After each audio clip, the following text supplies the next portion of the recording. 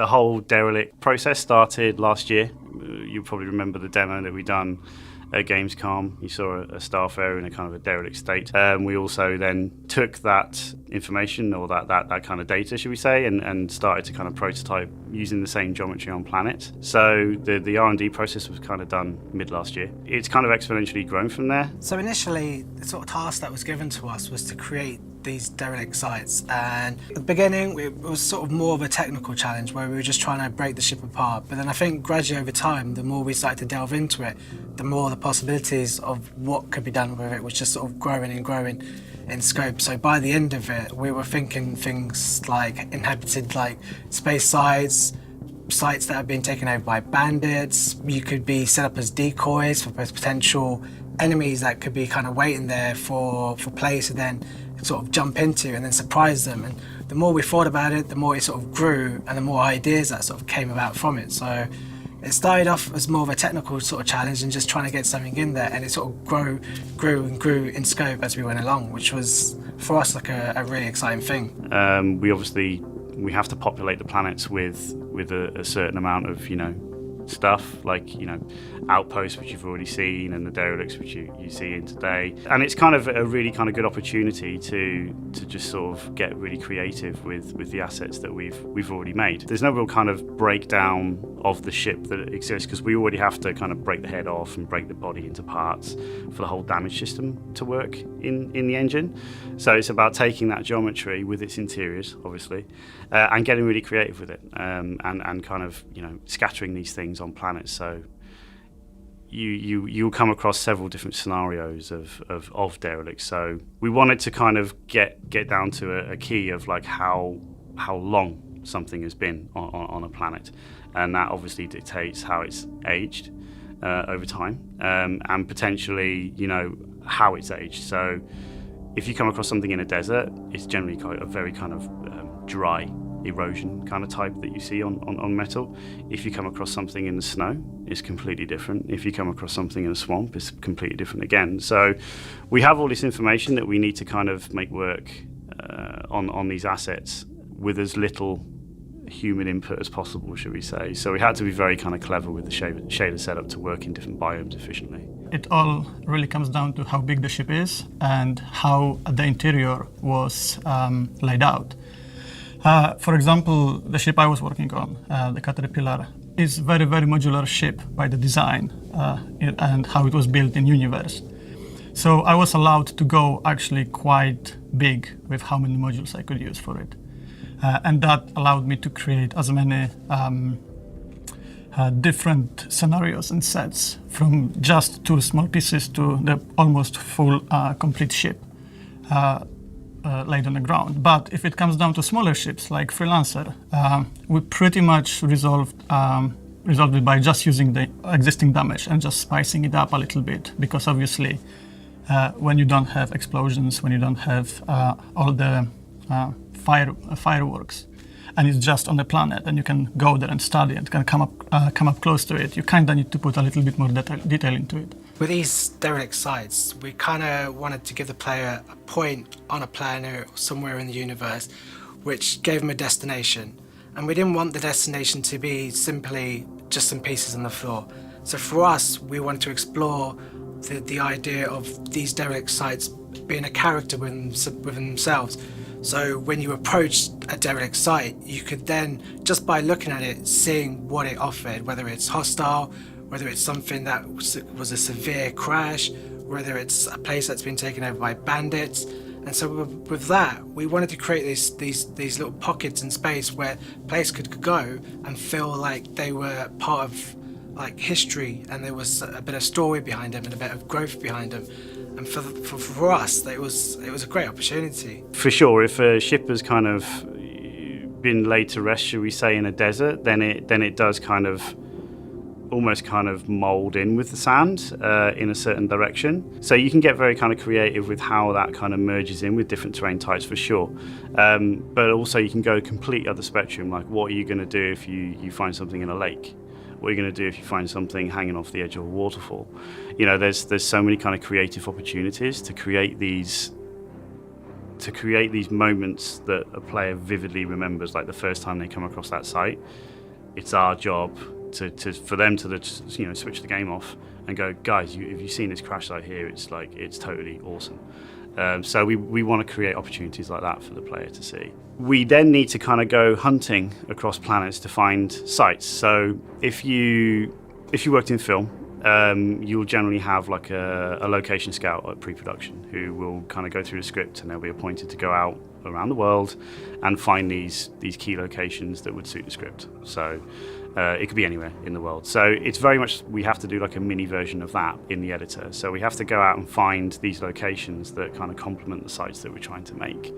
It's not as simple as place, site here, done, and walk away. If you were to fly around a planet on a ship, it would take you an extremely long time, right? So you'd have staff sat there all day flying their ships, just going, oh, I think down there look nice, and great, I'm sure they'd love it. But the fact remains we can't do that. So in the editor, we can just kind of essentially warp speed around these planets, locate sites, locate valleys, and it's really interesting that a certain site may look a certain way at a certain time of day, but when that planet rotates and the sunset kicks in, it's a completely different animal. So we have to kind of, you think about that as well. And the habitation side of things, like we want to get into sun goes down, lights go on. There's all these kind of cycles that we need to think about. Maybe a campfire lights up. There's all these kind of things that add so much more than just a derelict lump of metal in the middle of nowhere. You want to also have enough room so you can place your derelict in such a way that the light just goes exactly where you want it. So it's like a nice glancing or nice kind of complementing light on the derelict itself, which further kind of intensifies the effect. It's interesting because it's almost you're doing exactly what they're doing in real life, and kind of you're setting this scene up to be hopefully beautiful when the player comes across it. When players sort of navigating around, they might just see a sneak peek of a little bit of a Starfarer or a little bit of a Gladius or whichever ship that may be, and suddenly it becomes an intriguing point, and then suddenly you're lured into this location that you never imagined. And I think it's moments like that which just add to the whole universe, where you never expect to come across something, and suddenly you find something which just tells a tale in the story. When we come to work on a derelict site and how we approach it, we sort of have to use our own imagination and kind of come up with our own scenarios of what could have possibly happened in this crash site, what could potentially have developed over time with a crash site, because it might just be an initial crash, but then over time different factions might have taken it over, so they might have all left a little trace of history. And for us, there's no written law in any of this. It's kind of up to us to just go a bit sort of wild with our imagination, sort of really push it. And it's great for us as an artist because it's a bit different from just a sterile ship. We thought with these derelict ships, it was a way to take the existing assets and do so much more with them. The first part of the process, obviously, we build off the stuff that we done last year. The shader setup that we done just kind of wouldn't work anymore for the way the planets work.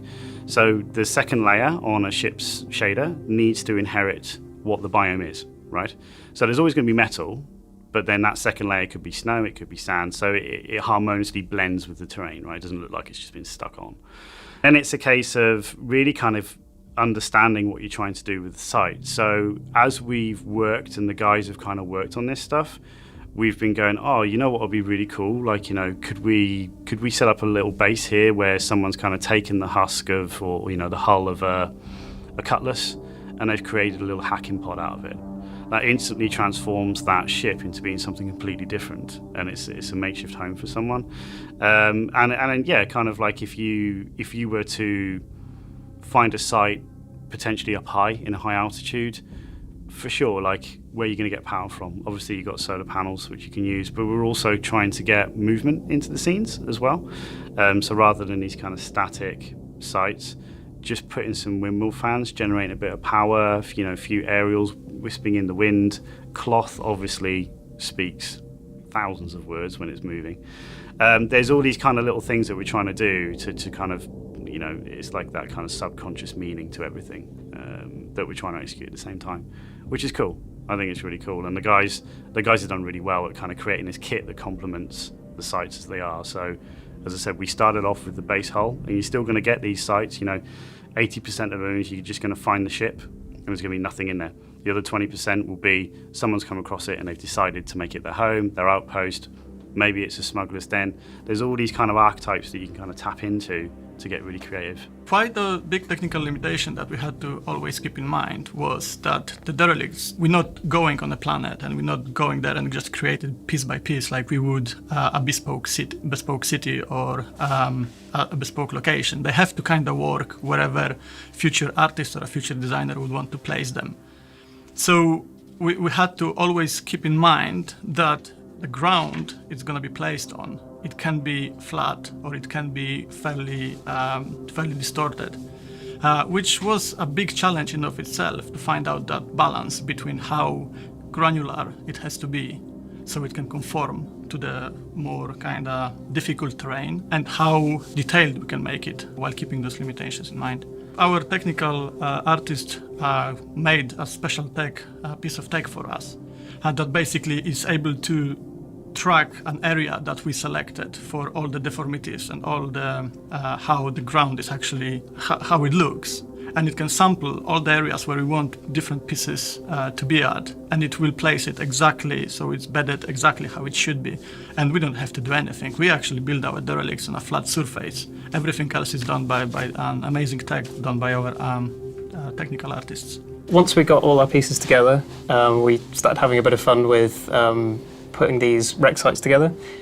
We looked a lot at reference once again just to see what happened when, say for example, when an airliner has a crash, how it burns, how the different components break and lay on the ground.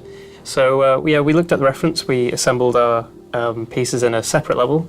That way we had a bit more control over where everything went and we could figure out exactly where things were going to go. And then it was just a case of packaging that together, exporting it onto the planet, and then essentially figuring out how it aligned with the planet. Just going from there, really. Just a lot of iteration and a lot of back and forth, but it was necessary to get the result we wanted. There's the whole kind of design side of things. So these they're not just there for show. Design obviously have an input in what goes in them. You know, are they a mission waypoint? And then you know, once other systems start coming online, of course, like you might come across a site and it may be massively hostile, you know. And what intrigues me, and I kind of think I touched on it last year in an interview I'd done with Jared, he was talking to me about like, you know, what were you thinking? And I'm just like, well, I think in multiplayer map mode. So I'm just like, okay, there's a Starfarer here. There's kind of a map in itself, but now I've got the luxury of kind of spreading that map around a kilometre square if I need to. But then you create these things of high risk and high reward. So there may be kind of like one turret that's working, right? You capture that turret, you all of a sudden become like a game objective in yourself. So it's just like I say, you just look for opportunities with this. We're creating the ultimate sandbox basically. So you look for opportunities to make the most of that. I was responsible for breaking apart the Caterpillar, which is that big transport ship that can have a custom length, which was quite a difficult challenge on its own, because if you look at the Starfarer, for example, every Starfarer looks exactly the same. Caterpillar can have 2 cargo modules or can have 15 of them, the way it was built. So I had to kind of, either I or any artist in the future that will be working on this ship and creating new scenarios can build pretty much whatever he wants, and however, and it's not restricted by just doing like a 5-module one. So myself, I was put in charge of the Starfarer, which was probably one of the more easier one of the ships, purely with the fact that it was kind of confined to just a few elements in terms of the ship overall, where some ships, there were many parts and many different combinations, such as the Caterpillar. The Starfarer itself was just essentially 5 pieces, which I sort of had to work on the materials so that they blended with the correct planet. But for me, it was quite fun to do because of the scale of it.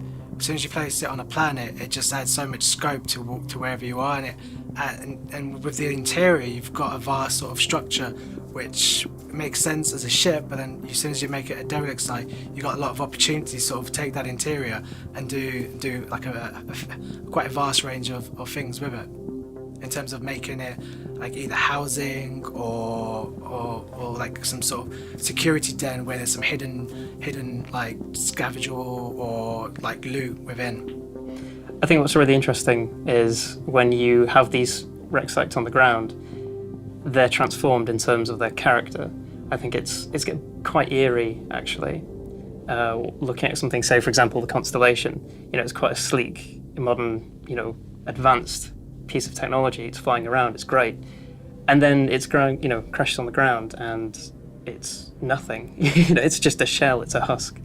But what we really try to get into the character of the wreck sites is just how varied they are. They could be, for example, have people lived in them, have creatures lived in them, how exactly did it crash, what caused it to happen.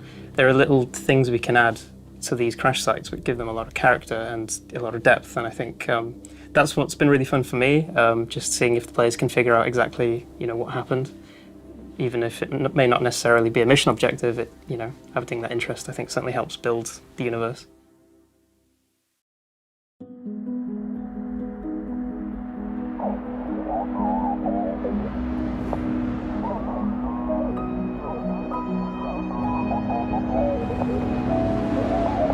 Yeah, I guess you could say ships have always held kind of a power over me. I mean, growing up, I couldn't get enough of them. I'd hang out by the pads any chance I got and listen to the pilots swap stories. My dad used to tell me, you weren't born, you landed. But yeah, there was always something about them.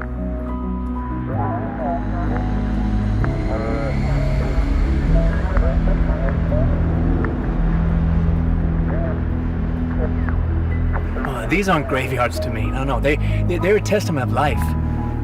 Think about all the lives that touched this one ship before it got to this place. It's crazy, right?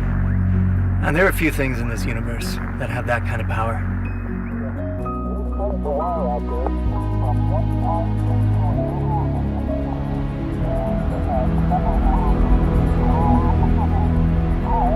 To me, it always comes down to the people who flew it. The modifications that they made to make it theirs. I mean, we could find 10 Connie wrecks, and even though the layout's going to be the same, every single one of them is going to be different. There'll be some kind of lingering presence to connect you to the people who lived on it.